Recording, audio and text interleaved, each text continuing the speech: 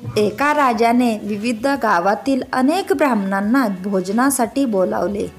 जेव्हा स्वयंपाकी खुल्या आकाशाखाली जेवण बनवत होते त्यावेळी एक गरुड एका सापाला आकाशात घेऊन जात असताना सापाच्या तोंडातून विषारी थेंब अन्नात पडले.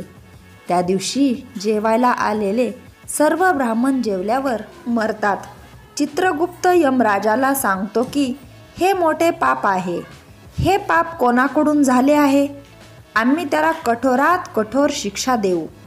यमराज खूप विचार करतात आणि मग म्हणतात, जेवण बनवणाऱ्याचा यात काही दोष नाही. विषारी थेंब अन्नात कधी पडले हे त्यांना माहिती नव्हते. गरुडाचाही दोष नाही.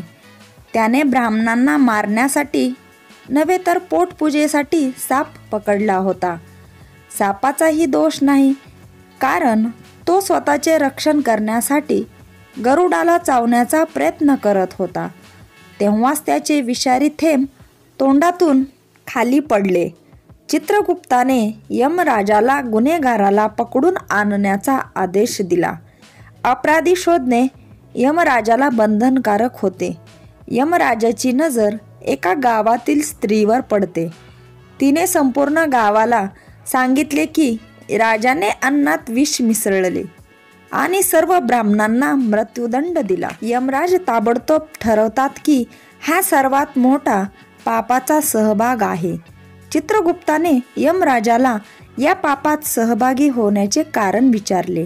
यमराज सांगतात की नाग, गरुड आणि स्वयंपाकी या तिघांनी हे पाप केव्हा केले ते कळतही नाही आणि त्यांना आनंदही होत नाही आणि ही स्त्री निंदा करण्यात खूप आनंद घेत होती, जे सर्वात मोठे पाप आहे.